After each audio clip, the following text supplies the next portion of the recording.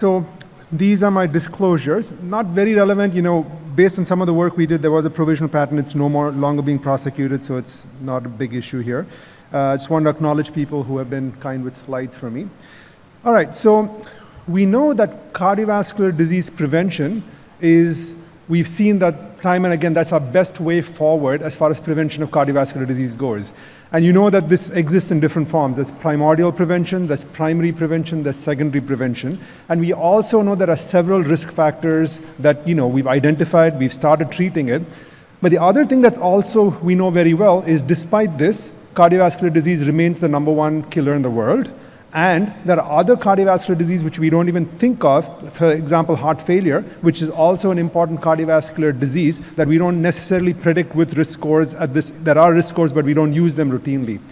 So currently, as you know, in US, we use the pool cohort risk equation, and this is the guidance. Initially, you see if your patient has diabetes or a very elevated LDL cholesterol, and if that's not the case, you move on and you start estimating their 10-year risk.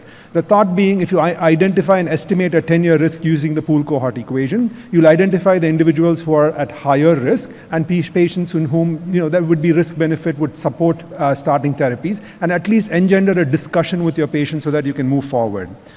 Now, if you look at primary prevention studies, okay, these are 3 primary prevention studies for statins specifically. What you notice is any estimated risk above 5%, you're going to start having benefit of the medication. Okay? It does not say that under 5% statins may not benefit, it's just not been studied. These are the 3 primary prevention studies where consistently, if your risk is 5% and above, 7 or 7.5 as in the case of Jupiter, you're starting to see benefits as far as cardiovascular disease risk prevention goes.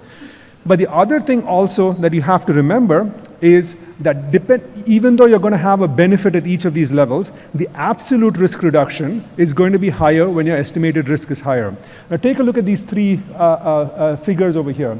You have for blood pressure treatment, and you have for cholesterol, the cholesterol treatment trialists, and blood pressure, Dr. Jones's own data here. So what you see is at every level, at every parameter here, if your risk is higher, your estimated 10-year risk is higher, the benefit you have by reducing the cholesterol and reducing the blood pressure is a lot more. That makes sense. The higher your baseline risk, the more benefit, the more bang for the buck that there is going to be. On the other hand, we know the pool cohort risk equation is wonderful. It's a big advance from what we've had before. The Framingham was a very good start, but this included a few other ethnicities, included stroke, so it's been a big advantage as far as moving forward. But we also know that it's not perfect. There are going to be places where it underperforms, where it overestimates risk, and there are going to be places where it underestimates risk, especially individuals with inflammatory disease and our own South Asian ethnicity, where it's going to underestimate the risk. These are all things that as a practicing clinician that we have to keep in the back of our mind to see how better to stratify or estimate risk. So this was something that we use in our clinical patient interaction to help guide our patients make that decision. Now, I'm just kind of going over what the potential issues, what our current approach to risk stratification would be. And the other thing is, blood pressure is a very dominant risk factor, as you know, for stroke and several things. Now, my blood pressure is going to be different from the time I started this talk until now, right? That's natural fluctuation. Your blood pressure has probably changed too. So we asked ourselves the question, if we use multiple blood pressure that was recorded on the same day, how does that affect your estimated risk? A simple enough question, and we thought maybe it won't be that much, but to our surprise, about 3 to 5% of the individuals actually moved risk categories. In other words, from low to high risk or high to medium risk, or one risk range above and below. This is just for CHD. You add stroke, it was even more in heart failure too.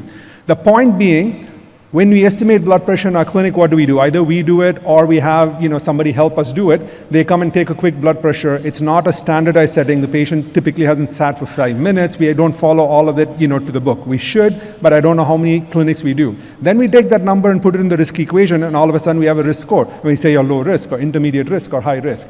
The point is this can fluctuate just in a given day based on the numbers we use. So Overall, PC is a great place to start, but just remember, it does under and overperform in certain areas. Remember, ASCVD is a lifelong process. There's primordial, primary, and secondary prevention. So PC is a good place to start having the discussion, but we can move forward, we can do better. There are other events that we need to predict and so on and so forth. So this is where there are several things that we can use. Calcium score is one of the things that is endorsed by the guidelines, and you can see again data from Dr. Lloyd Jones here saying that every situation where you have a 0 calcium score, except when you're high risk, right, your 10-year risk is a lot lower. So if a patient does not want to have treatment, this is a good place to start. The other thing that we've been interested on is biomarkers, and that's what I'll spend the next little bit time I have left talking about. So troponin, as you know, is a marker that we use for myocardial infarction, but as you know, it's expressed in several situations where, even heart failure, there's several situations where you just, you measure troponin levels and up. So we looked at troponin in the ARIC study, and simultaneously a few other groups looked at it in Dallas in the CHS study. And this were people like you and me who were just presenting for the study site visit at that time, middle-aged, older age, younger age. To our surprise, in the middle-aged population, troponin measured with a higher sensitivity assay was prevalent in 65 to 70% of the individuals. No symptoms, nothing, they just came for the visit, and 70% of them had detectable troponin. Now what's more impressive was, if you had that troponin, as you can see here, as the troponin levels went up, you had a higher rate of incident heart failure hospitalization, all-cause mortality, and incident CHD. Very powerful marker telling us about this. When we looked at risk prediction metrics with this, there are several metrics. I won't go over it for the sake of time. Discrimination, calibration. There's several things we look at to see if a marker can help risk prediction. And consistently across the board, male, female, consistently across every event type, troponin, the higher the troponin there was, the worse you did. So then we ask ourselves the question, we are talking about systolic blood pressure and how it varies. Can troponin help identify the highest risk individuals? So we again looked at the ARIC study, and what we did was we classified individuals based on their blood pressure, as you can see in that z-axis, less than 120, 120 to 129, and so on and so forth, and by troponin. What we found was as your troponin was higher, every blood pressure category or events were worse. And what was even more striking was, if you had somebody with a blood pressure of 150 to 160, but an undetectable troponin, their outcomes were better than somebody with a blood pressure of 130 or 135 whose troponin was elevated. So it's telling you that the heart is not happy. We looked at the same construct with individuals with diabetes, and here you can see among individuals with diabetes without detectable troponin, their outcomes were similar or sometimes better than people with no diabetes but elevated troponin levels across different outcomes, as you can see over there. We then moved on to BNP, which is another wonderful marker we use routinely in heart failure, identification, diagnosis, and management. And so we asked the same question. In a healthy or relatively healthy population just presenting for a routine visit, what happens to your BNP? Can that help you predict events? And sure enough, again, just like troponin, it was wonderful in predicting who was the highest risk individual across the board. And here are data for cardiovascular disease, for heart failure hospitalization, and for coronary heart disease. At every level of blood pressure, if your BNP was high in your patient that you were seeing in your clinic, their chance of having an outcome in the next 5 to 10 years was a lot higher than somebody without a detectable troponin. Simple blood test that was giving you some wonderful information as far as that goes. And what more, at every level, if your BNP was higher, for example, you can see here, even if your blood pressure is well controlled, if your BNP was very high, your hazard ratios are sometimes worse than somebody whose blood pressure was not controlled but with a BNP that was not detectable. When you looked at numbers needed to treat, in other words, how many people do you need to treat to get the benefit, obviously if your BNP was higher, the risk was higher, and so the number needed to treat was a lot less to get the same benefit that you would need. Now, next we moved on to the next step, which is we looked at the SPRINT data, and we said, what happens? SPRINT, as you know, was a big study that showed intensive blood pressure management can be of value, and again, the same story emerged. If your troponin and BNP were elevated, your outcomes were worse, and if both of them were elevated, your outcomes were even more, worse, if that's a term. So overall, the higher the troponin, higher the BNP, and if both were elevated, you were doing worse.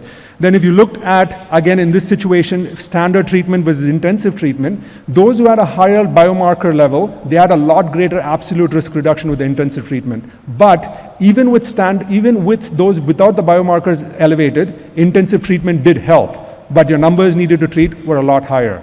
But this is helpful because if you have a patient who's, dizzy, falling, you don't know whether to be aggressive with their blood pressure or intensive with their blood pressure, if you measure a marker and these markers, they're not very high, maybe they'll give you and your patient a little bit more confidence going in as far as that goes. But in general, across the board, intensive blood pressure management worked. And this is across different events.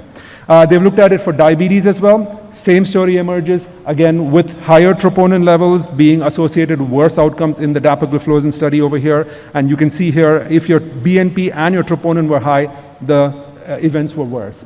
So overall, troponin and BNP basically is telling you it's a heart's cry for help. If it's elevated, something's not going on well, whichever the reason may be. Maybe it's through blood pressure, maybe it's through diabetes, whichever the factor may be. Ultimately, it's telling you, it's identifying that super high-risk patient, and perhaps markers such as this over time, along with imaging, along with their genetics, will give us a much more personalized or approach in trying to move forward with precision medicine. That I'll stop. Thank you so much.